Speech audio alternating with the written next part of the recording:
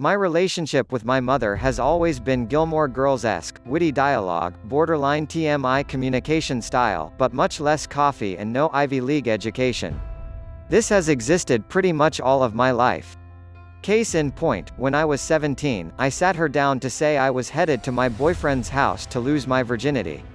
A year later, she told me details of her divorce from my then stepdad, including his infidelity. From what I've gathered from friends, these aren't things mothers and daughters openly share. Personally, I wasn't expecting to have a daughter. My husband is one of many brothers and no sisters, but I thought that if I ever did, I'd want the exact same relationship with my child. I wouldn't be the person I am without my mother. But while our relationship has always worked for us, once I became a mother myself, I realized it isn't always the healthiest. Somewhere along the way, I became convinced that I needed to be the one to solve all of my mom's problems, even when she doesn't ask me to. Just a few months ago, after we began social distancing, my mother was a bit under the weather and coughed a little during one of our many phone calls. The coronavirus was a relatively new threat in our area at the time, and I began preparing for the worst. Within a few hours of the call, I told my husband I didn't think my mom would take care of herself and give her body the rest it needed. I agonized for hours and ordered her a grocery delivery filled with medicine, Gatorade, soup, and crackers. It turned out she had allergies.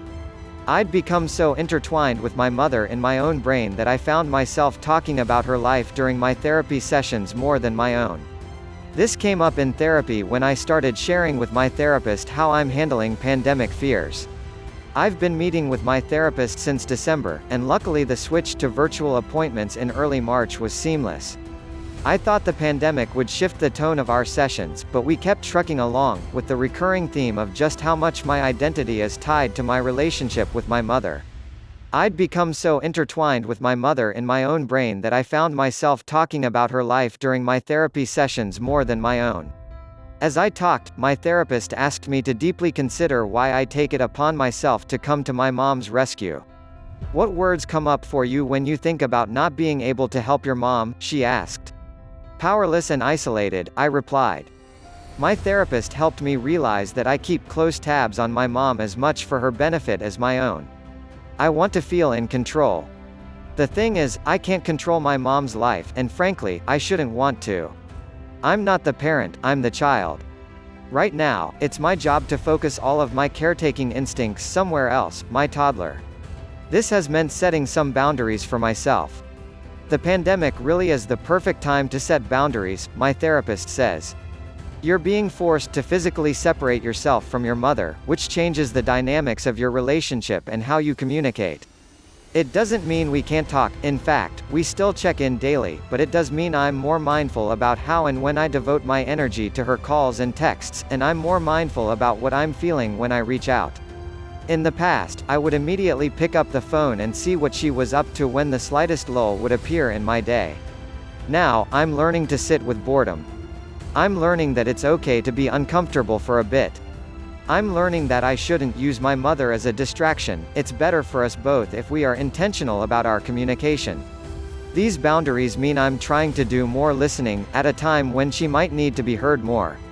These new boundaries aren't just for me. They are made with my husband in mind, who I've come to realize probably doesn't want his mother-in-law to know everything about our relationship. They are made with my daughter in mind, who deserves to be heard when she says she doesn't want to FaceTime with grandma as much as we are trying to foster their relationship despite the pandemic, and needs more of my attention. They are even made with my mother in mind, who needs the chance to be her own person outside of our bond. She doesn't need me to try to fix everything. In fact, I realized I've never once asked what she needs from me. These boundaries mean I'm trying to do more listening, at a time when she might need to be heard more. We miss each other. She lives just 20 minutes away from me and my family, and since March, we have seen each other only 3 times for socially distanced family walks around our block. While things haven't dramatically changed between us, there has been a small shift. It's large enough for me to contemplate who I am other than my mother's daughter, and I think realizing that will only make us stronger, together and apart.